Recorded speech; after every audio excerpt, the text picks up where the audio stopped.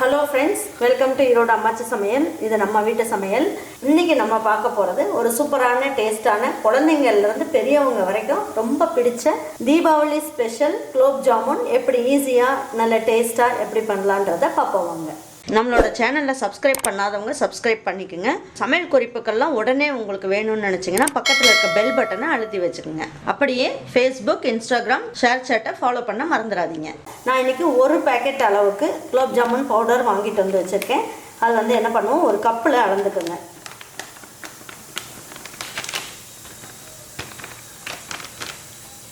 பாருங்கள், எந்த கப் இருக்கோ அதில் ஒரு கப் அளவுக்கு இந்த குலோப் ஜாமுன் பவுடரை போட்டுக்குங்க. நம்ம உடனே வாங்கிட்டு வந்த உடனே அப்படியே போட்டு செய்யாதீங்க. பாருங்கள், கொட்டும் போதே பார்த்தீங்கன்னா அங்கங்கே கட்டி கட்டியாக இருக்கும். நம்ம பிணையும் போது என்னாகும், நம்ம குலோப் ஜாமுன் செஞ்ச உடனே உள்ளுக்குள்ளெல்லாம் என்னாகும், நல்லா உருண்டையாக உருட்டின மாதிரி ஆயிடும். அதனால் இதை வந்து ஒரு இதில் போட்டு ஜல்லடையில் போட்டு லேசாக இந்த மாதிரி ஜலிச்சுக்கலாம்.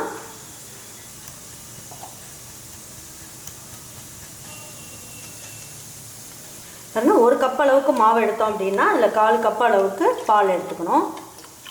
பால் எடுத்துகிட்டு கொஞ்சம் கொஞ்சமாக போட்டு நம்ம பிணைஞ்சிக்கலாம். அதுவும் கொஞ்சம் கொஞ்சமாக ஊற்றி நம்ம பிசைஞ்சிக்கலாம்.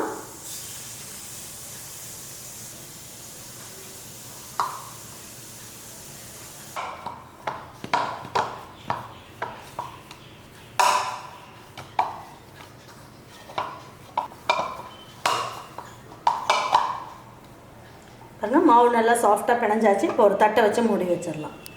இது ஒரு 20 நிமிஷம் வந்து இது நல்லா ஊறிக்கிட்டு இருக்கட்டும். அதுக்கப்புறம் எப்படி இருக்குன்னு பார்ப்போம். அதுக்குள்ளே நம்ம ஜீராலாம் காய்ச்சிட்டு வந்துடலாம்.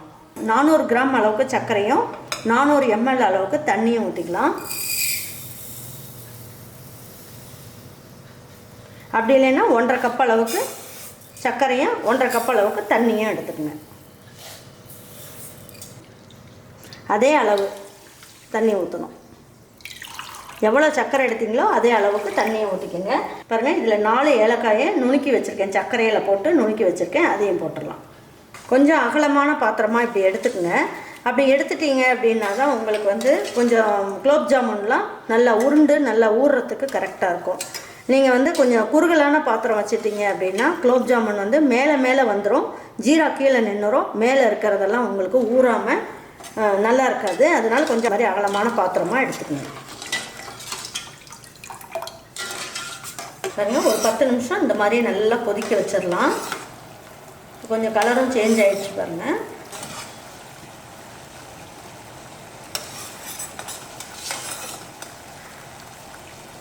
நல்லா ஆறுனதுக்கப்புறம் கையில் தொடுங்க. இல்லைன்னா கொதிக்கிற ஜீரான்றதுனால உங்களுக்கு என்ன ஆகும், ரொம்ப இதாயிடும். பாருங்கள், நல்லா பிசு பிசுன்னு நல்லா தெரியுது பாருங்கள். இப்போ நல்லா கையில் வந்து ஒரு லேயரே இருக்குது பாருங்கள். அந்த மாதிரி நல்லா பிசு பிசுன்னு இருக்கணும். அப்படி இருந்தால் தான் நம்ம குலோப் ஜாமுன் சாப்பிடும் போது நல்லாயிருக்கும். இப்போ நம்ம இந்த ஸ்டவ்வை ஆஃப் பண்ணிடலாம். பாருங்கள், கையில் கொஞ்சமாக மட்டும் நெய் தடவிக்குங்க. உருண்டை உருட்டுறதுக்கு நல்லாயிருக்கும். இப்போ பாருங்கள், அந்த மாவுலேயும் அப்படியே ஒரு வாட்டி இப்படி பிணைஞ்சிக்குங்க. பாருங்கள், நல்லா சாஃப்டாக சூப்பராக இருக்குது பாருங்கள் மாவு பார்க்குறதுக்கு. உங்களுக்கு எந்த சைஸ் வேணுமோ நீங்கள் உருட்டிக்குங்க. இந்த மாதிரியே உருட்டிக்கலாம். ரொம்ப அழுத்தம் கொடுக்கணுன்னு அவசியம் கிடையாது. அதே உங்களுக்கு வேண்டாம், அவ்வளோ பெருசு வேண்டான்னா இதில் 2ஆக நீங்கள் போட்டுக்கலாம்.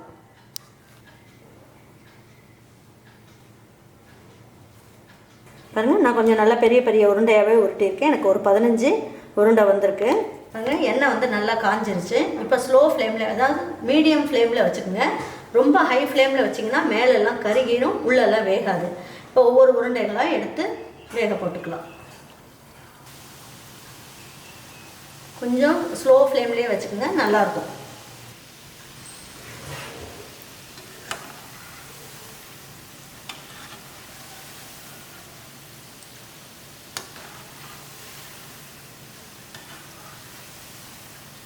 நல்லா எண்ணெய்க்குள்ளே இந்த மாதிரி குலோப் ஜாமுன் வந்து நல்லா உருண்டு வேகிற அளவுக்கு இருக்கணும் எண்ணெய். அப்படி இருந்ததுனா தான் குலோப் ஜாமுன் வந்து நல்லா மெத்துன்னு ரொம்ப நல்லாயிருக்கும். அப்படியே கரண்டியை வச்சு அப்படியே எடுத்து வாய்க்குள்ளே போடும்போது கரைஞ்சிக்கிட்டு போகும். பாருங்கள், குலோப் ஜாமுன் நல்லா வெந்துருச்சு. இப்போ அது வந்து எடுத்துடலாம்.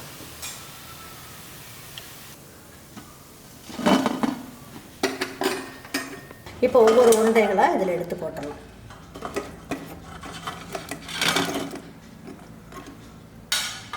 இது நல்லா ஊறி இந்த பாத்திரம் ஃபுல்லாக வந்துடும் உங்களுக்கு. இது ஒரு அரை மணி நேரம் உங்களுக்கு வந்து இந்த குலோப் ஜாமுன் ஜீராக்குள்ளேயே இருக்கட்டும். அதுக்கப்புறம் எப்படி இருக்குன்றதை நம்ம பார்க்கலாம். சூப்பரான நல்ல டேஸ்டான நல்ல சாஃப்டான வெடிப்பே இல்லாத நல்ல ஒரு குலோப் ஜாமுன் நம்ம செஞ்சுருக்கோம். இதே மாதிரி ஒரு குலோப் ஜாமுனை நம்ம சொன்ன மாதிரி மெஷர்மெண்ட்டில் நீங்கள் செஞ்சிங்கன்னா உங்களுக்குமே இந்த ஜீரா வந்து ரொம்ப நல்லாயிருக்கும். இதே மாதிரி ஒரு குலோப் ஜாமுன் உங்கள் வீட்டில் இருக்கவங்க பிள்ளைங்கள்லேருந்து பெரியவங்க வரைக்கும் நீங்கள் செஞ்சு கொடுத்துட்டு அவங்களுக்குலாம் பிடிச்சிருந்ததுன்னா லைக் பண்ணுங்கள், ஷேர் பண்ணுங்கள், சப்ஸ்கிரைப் பண்ணுங்கள், மறந்துடாமல் கமெண்ட்ஸ் பண்ணுங்கள். தேங்க்யூ ஃபார் வாட்சிங் ஈரோடு அம்மாச்சி சமையல். தேங்க்யூ.